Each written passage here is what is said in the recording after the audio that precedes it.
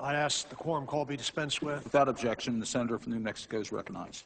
Mr. President, I want to speak about the need for additional policies to create jobs in our country and about how energy legislation can help to accomplish that goal. First, let me make a point that I made last week here on the Senate floor. That is that despite the recent positive economic news, Congress needs to take additional steps if we're going to create the jobs that we need in this country. The economy has lost 7.2 million jobs during this recession, 1 out of every 20 jobs in the country. In percentage terms, this is the biggest job loss since the recession in 1948 and 1949. This chart vividly describes the jobs deficit that we are seeing here. The heading here is not enough job creation to maintain employment at level in January of 2001. Let me explain that a little bit. These job losses that we have experienced in this recession add to the jobs deficit that has been accumulating over the last 9 years. The country needs, our economy needs 12 million new jobs in order to bring employment back to where it was at the end of the Clinton administration. Economists expect the jobs report that comes up in 2 days, this Friday, to show even more jobs were lost in October of this year. We should not, in my view, though, overlook the positive news about the economy that was reported last week. Gross domestic product jumped to 3.5% in the third quarter, a complete turnaround from the 6.4% decline in the first quarter of this year. It's reported that the Recovery Act has created or saved 1 million jobs, 640,000 through direct spending alone. The Recovery Act is working, but Congress still needs to take additional action. We need additional policies to create jobs if we're going to prevent this recovery from being a jobless recovery, much like the previous 2 recoveries that we had from recessions. Let me go to another chart here. This chart is entitled Job Losses Continued for Months After the Recessions in 1990, 91, and in 2001.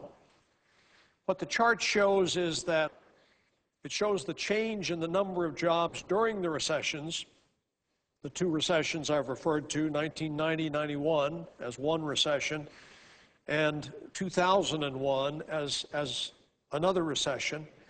And during the months after those recessions ended, the job losses continued. As you can see, the economy continued to shed jobs for 2 months after the 1990-91 recession ended, and that is the green line here, you can see. And after the 2001 recession, job losses continued for a staggering 18 months, not 2 months, but 18 months at that time. This is the paradox of the recoveries from the past 2 recessions. GDP began to grow, as it now has in our own period, with the results of this last quarter. GDP did begin to grow, but the country continued to lose jobs. When jobs finally did return, they returned very slowly. Let me go to another chart here. This chart is entitled Unemployment Rate Continues to Rise After the Recessions in 1990, 91, and 2001. This chart shows what happened to the unemployment rate. The unemployment rate rose for 16 months after the 1990-91 recession ended. The unemployment rate rose for 20 months after the 2001 recession ended. So even 5 years after the 2001 recession ended, more people were out of work than before that recession began. So Congress needs to take that the recovery this time is different. The tax cuts enacted during the Bush administration were meant to stimulate job growth, but it is apparent now that they failed to do so. Those tax cuts were too blunt an instrument to do the job. They were not focused enough on creating jobs, and the $4 trillion hole that they dug in the federal budget has made it harder for us to recover from the current recession.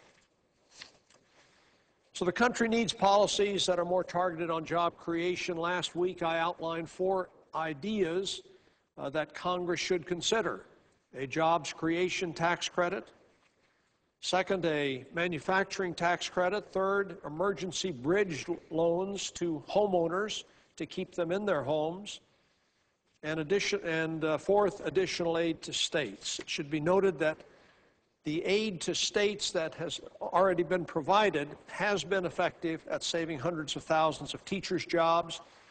325,000 of the 640,000 jobs created or saved by the Recovery Act were jobs in education. Congress should consider providing additional aid to states to help close those budget shortfalls, which are projected, the cumulative budget shortfalls are projected to total $175 billion for the states over the next 2 years.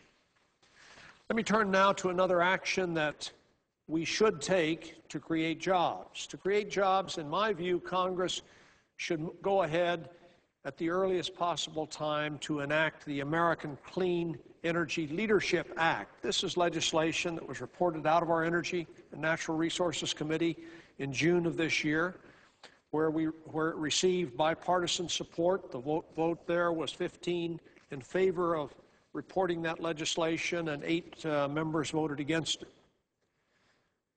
This energy bill that I'm referring to is a jobs bill. The energy bill could create 350,000 to 500,000 jobs over the next decade. It would create jobs by increasing the amount of research and development that is supported by the Department of Energy. It would create jobs by increasing the demand for renewable energy, by establishing a renewable electricity standard. It would create jobs by financing the construction of new clean power plants through the establishment of a Clean Energy Deployment Administration. And it would create jobs by promoting energy efficiency retrofits for homes and for commercial buildings. These are jobs that cannot be outsourced. And it would create jobs by building new clean energy industries and improving energy efficiency throughout the manufacturing sector. Reducing energy usage means reducing the cost of doing business, which will make American businesses more competitive in the global market and allow them to expand and to create jobs in the United States. This is part of what this energy bill is all about: creating jobs, making the United States more competitive in the global economy. The energy bill would position our country to lead in the development of clean energy technologies, which is a rapidly growing industrial segment that I believe will be one of the most important sectors of industry in the 21st century. It will also make our economy stronger by enabling businesses to flourish in other areas of the economy. Before elaborating on some of the provisions in that bill, let me give a concrete example of how forward-thinking energy legislation has the effect of creating jobs for middle-class Americans. In September of this year, the Department of Energy awarded Fisker Automotive a $529 million loan through a program that was created by the Energy Independence and Security Act of 2007. This last week, Fisker announced that it will be reopening previously a General Motors plant in Delaware that has been shut down, and it will use that plant to produce a plug-in hybrid car. The new Fisker plant will employ 2,000 people and indirectly create another 3,000 jobs in the surrounding area. So not only will consumers benefit from the increased choices that they have in energy-efficient automobiles, but American workers will benefit from increased clean energy jobs. Similar good news stories can be told about new or retooled factories in Michigan, Indiana, and Tennessee as well. The clean energy The American Clean Energy Leadership that I've been referring to would provide more loans of this kind by creating this Clean Energy Deployment Administration, or CEDA. CEDA will be an independent agency within the Department of Energy whose mission will be to support the financing of low-carbon energy projects. For example, CEDA could provide loans and loan guarantees or other credit enhancements to enable the construction of power plants that produce renewable energy, or factories that make wind turbines or other components. CEDA will also create financial mechanisms to allow affordable financing for energy efficiency retrofits and distributed generation in entire communities. This new agency will give special focus to high-risk, high-reward technologies that are otherwise difficult to finance. Additional financing is critical at this time when credit markets are still very tight and private investors are reluctant to take on even low-risk commercial projects. In the first quarter of 2009, investments in renewable energy totaled only $500 million, just 1/10 of the $5 billion invested in the same period the year before. Even when financial markets recover, banks are leery of the risk associated with new technologies, and without CEDA, which we are creating in this legislation, to fill the gap, we run the risk of these investments continuing to be made overseas where market conditions are better for innovative clean energy technologies. CEDA initially will be capitalized under the legislation at $10 billion in appropriated funds that can conservatively support federal lending of approximately $100 billion.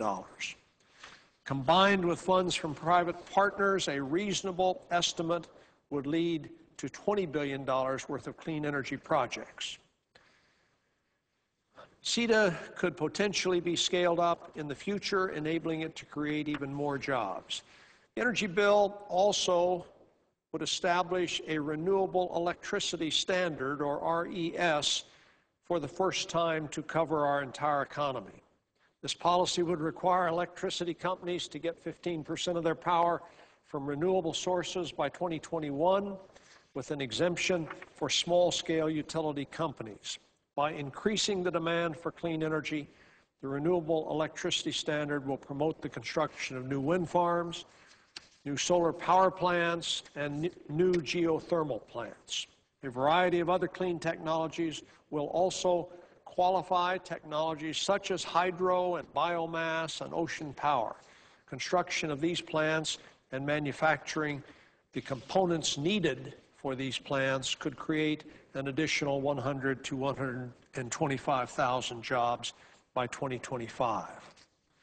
In addition to this renewable electricity standard, the energy bill includes policies to strengthen the nation's electricity transmission grid, to increase the production of renewable energy on public lands. These policies would complement the renewable electricity standard that I've just described. Improving energy efficiency is a cost-effective way to reduce the energy costs to homeowners and improve the competitiveness of U.S. businesses. The energy bill has programs targeted both at the manufacturing sector and at residential buildings and at commercial buildings. For residential and commercial buildings, the bill creates a grant program that states could use to fund retrofit programs for residential and commercial buildings. A home energy retrofit finance program would also be created. States could use this program to set up revolving finance funds to help homeowners pay for energy efficiency improvements. This support would be in addition to the support made available through CEDA. Residential and commercial energy efficiency programs in the energy bill could create tens of thousands of jobs, and overall energy retrofits are potentially a very large job creator in our country. Rebuilding America estimates that retrofitting 50 million homes over the next 10 years would create 625,000 jobs that could be sustained during that period. The programs in the energy bill would accomplish much of that goal. The bill also includes programs to increase the energy efficiency U.S. manufacturers, as I've mentioned, Energy Department financing will help small and large manufacturers upgrade to energy-efficient production equipment and processes.